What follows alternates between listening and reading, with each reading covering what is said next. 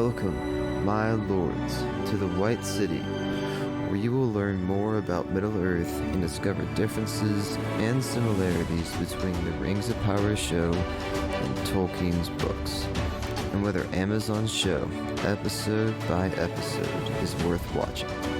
I'm Philip Dutt, your host, and I'll be joined by Matt Vandervoort and Mark Schaefer. I hope you enjoy. Hello, everyone, and welcome to the White City Podcast. I'm here with my co-hosts, Matt Vandervoort and Mark Schaefer. What's up, guys? What's up? How's it going? We're going to be talking about how, they're basically different things that have made Lord of the Rings and Tolkien's books so famous. And one side of that is, the mythology of other cultures that Tolkien, used to basically create his own stories. And a lot of that's pretty obvious in ways you can tie it back, but also in the themes and worldview and his Christian worldview that is also very prevalent in his work as well. So what makes Lord of the Rings and Middle-earth so good, or what brings people's attention to it, I guess? Is that the worldview, or is that the mythology? Mark? Yeah, I guess I'll go ahead and start. I think it's interesting because I think it's a little bit of maybe both is the right answer, but I think it's really interesting. The first thing I think of what makes Tolkien so good is part of that he drew from mythology, but this is the idea that his stories are timeless, right? These were ancient myths that he's readapting, and therefore the themes that are covered in them will always speak to every audience because these are stories that have lasted already past the test of time, right? That he's passing over. It's whenever I read people will be reading Tolkien stories hundreds of years from now because these issues of good versus evil and some of these core themes are not going away. I think part of that is because he took these from older mythological stories from other people's mythos. But I think also part of it is his Christian worldview.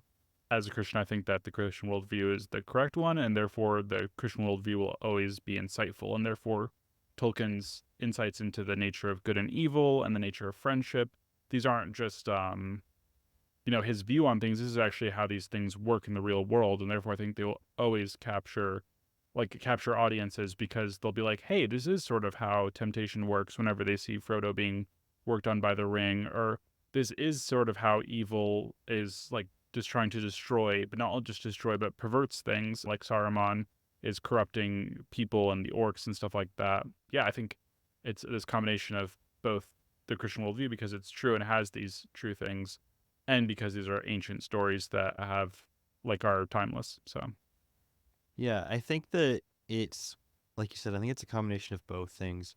I think also it has to do with just I don't want to discount his talent in and of itself. He knows how to draw from these things to create a very compelling story. Like you said, I think these are fairly timeless stories because he's drawing from a combination of his own worldview as well as these kind of stories that were themselves already old, but he kind of not exactly presented them in a modern way because he was still leaning on them on sort of the older traditions, but he just presents them in a modern time, a more recent time. And I think it is a combination of the stories he's drawing from and his own just extensive, expansive imagination that creates it all comes together to create this very compelling world because I don't think he's intentionally I don't think he's necessarily sitting down and thinking I'm going to be writing this story because I'm a Christian. I think he's writing it in a very believable way, and because he's writing it in that believable way and he's drawing from his own worldview, it just naturally comes out. And I think that, like you said, it's the Christian worldview. So not only is it what we would say is the correct worldview, I think it's also, despite cultural shifts in recent times, there are that's kind of the the underlying basis of what a lot of modern civilization kind of grew up from. Whether it's still believed or not, it's there. And so people find that Tolkien's mind was a very fertile place for these ideas to spring up and create such a compelling story. Yeah, I was just gonna jump off really quick of what Matt said that one of my favorite quotes of all time about Tolkien, was Timothy Keller, the famous pastor in New York City who passed away recently. But he said about J.R.R. Tolkien that you can write a story that like is just like Jesus is in the story, right? He's this character that's in the story and he's like there, and that Cough, like cough, points people cough, Aslan, cough. right. Yeah. Exactly. That like Uh, he's there in the story. You can look at Jesus and you can tell people what you see. Or you can put on Jesus like glasses and you can look at the world and then tell people what you see. And oftentimes it's that second one that can get through to non-Christians a lot more because they see the same things that they see, except they see them in a different light and maybe a deeper and truer light. I think that's one of the reasons why like Tolkien is classic, because that's sort of how his Christian worldview plays into things. Is he's looking at the same things we're all looking at, but he sees them in a different light because of his Christian worldview. I think. Oh, go ahead. Well, I was also going to say we're obviously talking about like the things that he gets from his Christian worldview and also what he gets from older mythologies, but I don't want to forget in this that there is a lot of Tolkien inventiveness. Oh, Hobbits are just like he just straight up made up those, right? So there's lots of this elements that, or as I recall, one of his first like things was, what's the name of Elrond's father, the guy who's like the star? I'm like, it's blanking on it Elros? right now. No, Elros was his brother. His brother, but the mariner who sails the stars, Arendelle? and his name Arendelle, thank you, that's right. But he like there's this like really old British poem that like nobody knows anything about, and there's just like Arendelle was the greatest mariner or something like that. And he's like, hey, this is like I'm gonna create this whole backstory for this character, right? So like Yeah. even if he sort of like got that name from somewhere, he like is making up this whole story for this guy. So it's like even if he's borrowing things, he is heavily adapting or just straight up creating new things for them. So I just want to remember that as we're talking I about mean, that. I think also you have to remember that he did not set out to write an epic history. Like, especially with the Silmarillion, he set out to write the story of the cultures that spoke the languages he made up. Like, it's all backstory. It's not until, like, you have The Hobbit and The Lord of the Rings that he's, like, specifically writing a narrative. Like, people, depending on the person, it's either a complaint or the reason they love it. The Silmarillion reads very much like a history book because that's what it is. And so it's just very, I think it's I think that's another way he understood sort of how history kind of works and how events kind of turn and things like that can happen. And so he wrote like a true lie is like what some of the best stories are called. They're like they're obviously it's fictional, but they operate in the same way that the truth does. And so he just creates these very compelling stories. And like even you have like the Hobbits. I mean, personally, I think the Hobbits were probably just him writing what his ideal life would be like. But it's you have things like this where it's like the reasons he wrote them and the reason they're so popular is because they do have a very enticing like worldview. And like I think it's such an interesting dynamic that you have these people like in so many stories you have like the epic hero or the epic quest, and like there's the whole hero's journey thing where there's like the refusal of the call and all of that. But I think that in a lot of these stories, like the characters are kind of the chosen one. They're cut out to be this epic hero, and to a certain extent, they want to go on this epic quest. And I think that the reason that the hobbits are so interesting, especially Frodo and especially Sam, is that they don't want to go on an epic quest. They go on an epic quest because somebody has to do it. And I think that's more realistic to life in that there are these like there are certain things that, they might be like great tasks or even just like the mundane day-to-day things where it's like, I don't want to have to deal with that. I don't want to have to do it, but somebody's got to do it. And those are the most compelling characters, I think, are the ones that realize, I don't want to do this, but it's the right thing to do. And so, um, sort of, you're dragging your feet, but you drag it all the way to the end. Like, I think that that's a very relatable, it's just a relatable story that I think is how another way that it's so good because it is a reflection more of, again, it's like a true lie. It's more reflective of how the world actually works than, I want to be an epic hero and I'm going to go off and do epic hero things. Because usually in those stories, like, something really bad happens to the bright, young, eager hero. Whereas with Tolkien, it's like all of the heroes are like, yep, we're going to die probably, but we got to do it. So we're going to go do this. Yeah, it's Yeah, so interesting that. Sorry, go for it, Phil. no, I was just gonna say a book that I've been kind of fascinated by recently is called an Encyclopedia of Tolkien. So what it is it's like on the history and mythology that inspired Tolkien's world. So it goes through like different characters in mythology, like Aeneid, who I didn't know Tolkien pulled anything from from like Aeneas, like Aeneas and the Aeneid. But I was like, oh, that's pretty cool. So it's kind of cool to like look through and see different characters um that he like made from mythology. Yeah. Yeah. I think that's an interesting point to bring up because he was sort of trying to write in the epic style, like an epic history for England, basically.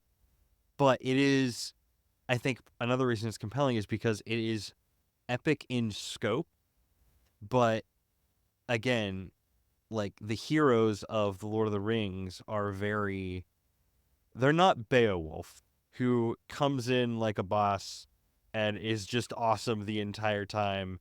And then even when he dies in the most baller way possible by killing a dragon.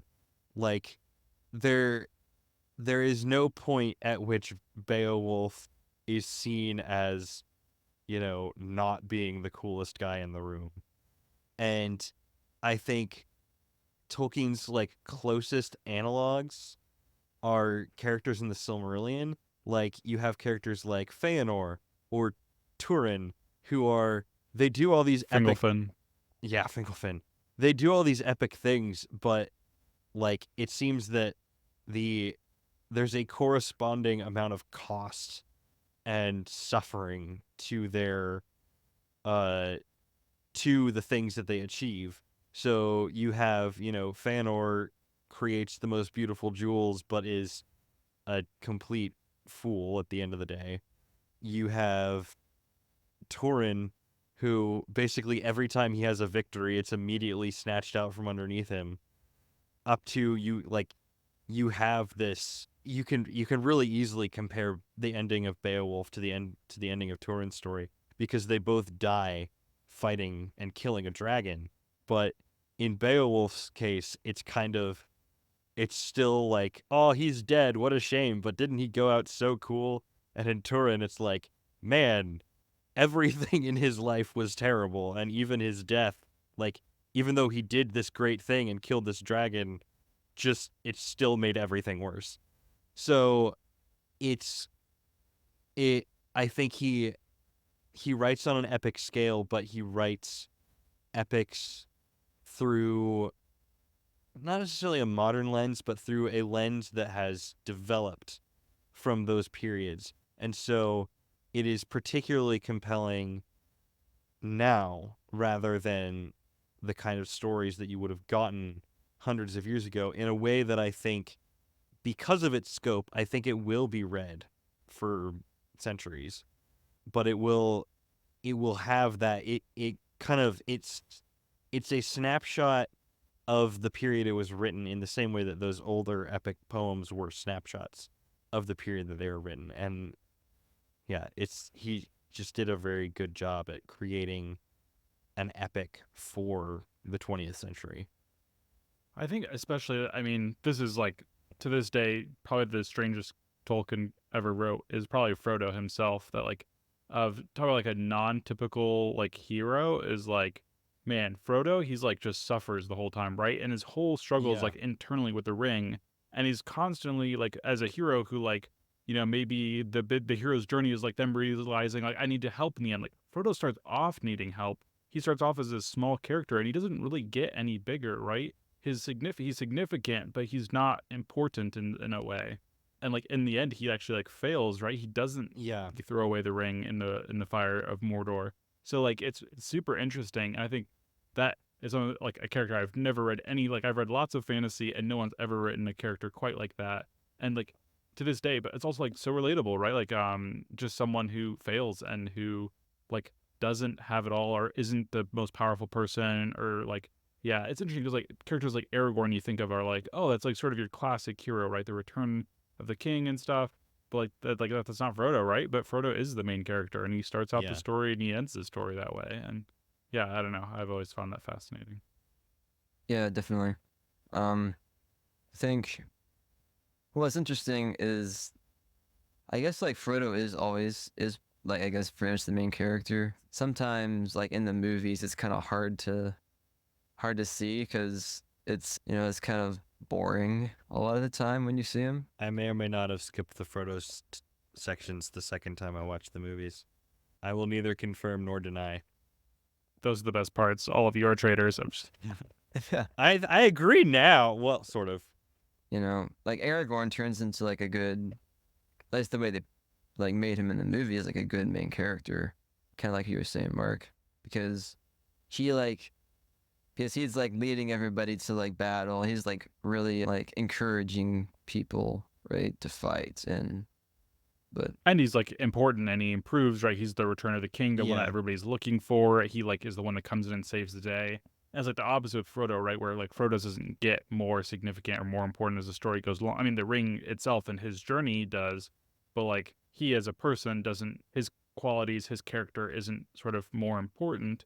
And yet his struggle is like the most compelling part of the book. Whereas it's interesting, like you said in the movies, Aragorn is much more of this main character, whereas the books, Aragorn is almost like it's told from the outside perspective of Aragorn. I think it's Yeah. really interesting that if someone else were to write The Lord of the Rings, I think they would put like Samwise as the main character, and like their goal is to help Frodo through like Mordor or something, right? And like as they like go along, they get stronger and braver, and they learn things, and they get better at helping Frodo. But like that's not the way Tolkien wrote the story, right? Samwise is a very important character, but not the main character. Yeah. But yeah. I think that it's important to remember that in universe, The Lord of the Rings is written by hobbits, essentially as a recollection of events. And so I think, again, in the books, it's been a while since I've read the books, but if I recall correctly, Aragorn, like, he doesn't exactly have an arc. Like in the movies, it's like, oh, he's so reluctant to be the king, and he kind of becomes king so that he can marry Arwen and all this stuff. Whereas in the books, it's like he gets Anduril as they're leaving Rivendell, and it's kind of like a given the whole time that he's gonna go and reclaim Gondor. Like he doesn't ever have a crisis of do I want to be the king or not. He's always like, "Yep, it's time. I'm gonna go become the king," because I think that one, he is in the Lord of the Rings. He is the closest to like an epic hero going off and doing these epic things and getting the girl and saving the kingdom and doing all this sort of thing. But I think it's a very Tolkienian thing that despite all of what Aragorn is doing, none of it would have mattered had not the small folk been there to destroy the ring.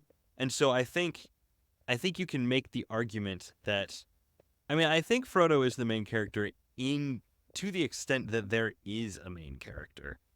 But I think that it is much more the hobbits get much more focus. Really the only time that you don't have a hobbit around as part of the action is the brief stint where you have the three hunters going and they're specifically going to find hobbits. And so you have these, for most of the book, it's told through the eyes of the hobbits, and they are seeing these events take place, with every now and then Aragorn, Gimli, and Legolas go off and do their side adventure. And I guess Boromir's around for a little while. And so it's it's so interesting because the way it's written, like, there isn't a single main character, because it's almost prefiguring the sort of like Game of Thrones-esque like point of view chapters of several different characters where you kind of see all their stories weave together. It's just that style of writing hadn't really developed yet. And so I think that's another reason why it's so interesting, is that you're not following a single character, and yet it is much more narrative than, the Silmarillions. And then this happened, and then this happened, and then Turin screwed up again, and then that happened. And so he pulls together all these different styles of storytelling and themes and his worldview and epic stories, and just ties them together into just this unique tale that has been so influential on pop culture and storytelling and the entire fantasy genre to this day, that it is the seminal work of that sort of storytelling. Yeah, absolutely. And I think like that's really true that the story does focus a lot on many different characters. I would push back a little bit in that I think it's very clear that Frodo is the main character, particularly that he's the one who starts out the book. Like him meeting Gandalf is very much like in the movies, but also that after he wakes up, like he is like 100%. So like at the very end of the story, like it's very clear, like, hey, we're following other people now, but like it's Frodo 100%. Like there's this, how Frodo wakes up in the movie and he's like, everyone comes in. That's even like more so played out in the book. Although Yeah. I do think that it's less clean cut with Frodo being like the book ending of the stories, because you come back and you have the Scourging of the Shire and everything, and I think it's very intentional that the book ends with Sam saying, "Well, I'm back," because I think that, like, I know I have heard a lot of people say that I think that the real main character of the story is Sam, which I have opinions on, but I think it's interesting because Sam is the only one that essentially ends the story in the same situation that he started the story in that he is just living in the Shire as a hobbit. Because even Merry and Pippin, go on to like found these kind of great dynasties, and Sam does a little bit of that, but Merry and Pippin kind of go off to do these grander things in the Shire. Frodo is across the sea. Gimli and Legolas kind of go off and found their own kingdoms. Aragorn's obviously the king. Boromir's dead. So he's the only member of the Fellowship that represents the sort of, you're fighting for the quiet life kind of theme that is, I think, really the central a central part of the story, is that Tolkien is writing that you're not just going out to do epic deeds, you're doing this to protect the folks back home, and you're doing this kind of to protect the quiet country life, and that kind of existence is what is kind of, it's a preservation, like you fight to preserve, not to change necessarily, I think is kind of the main impetus behind that. So Frodo did save the Shire, just not for himself. yeah, For you, Sam. I think what is the actual line? He says, "We set out to save the Shire, and we did. I just not for me," or something like that. Then everybody cries. Everybody cries. That's how this movie always ends. man, imagine if they had adapted the full ending of the books. They would have had to make a whole other movie. Okay, yes, but like that is low key like one of the best parts of the book is the Scourging of the Shire. No, I agree. I think if they did a TV show, it would make a great like 2 or 3 episodes. This is something that kind of a tangent, but I think that the Scourging of the Shire is so important because I don't like how they killed Saruman in the movies because it's so much better that he dies in this like super petty way. He's put on the same footing as Gandalf at the beginning where like he's treated as like this epic grand figure. And then he ends getting his plot foiled by 4 hobbits returning to the Shire and just training the hobbits in the smallest amount of like discipline, and the like Saruman's whole plot just folds over, and he just becomes such a pitiful figure at the end. Like I think even Frodo like spares him out of pity, which is it's so fitting for Saruman because like the first thing he's introduced as saying is talking about how like I don't understand why Gandalf cares so much about these stupid little hobbits. They don't matter at all. And then at the end of the story, he's not even worth the effort of those same hobbits to kill. Like I I I wish they'd done something more like that in the movies. I get why they didn't for like pacing and story purposes, but that is I think that's the biggest loss in the Scourging of the Shire is seeing how Saruman just really like it's really not it's just kind of the revelation of he's so desperate for any kind of power by this point that he tries to take over the Shire, and it's like, oh, you and your mighty Shire kingdom, like I don't know, it's a really good end, and I like that version of Wormtongue betraying him more than because it also like it's not a redemption for Wormtongue like it kind of is in the movie where like it's played up as like he just can't trust anybody anymore in the movie as well. But it's like at that point Wormtongue like he's not trying to prove himself to anybody. He's just so fed up and tired of Saruman belittling him that it just kind of shows how pettiness breeds pettiness and bitterness. And yeah, it's so well done. Yeah, so I think we've made it clear that it's hard to just, take the mythology or the worldview or the themes separately in like Tolkien's work and say, oh, this is like what really makes his works good. Asking that question, in my mind, I was still thinking like, yeah, you can't, it's not one of these things that make it well, but the themes, the worldview, and the history and mythology. Thanks for visiting the White City.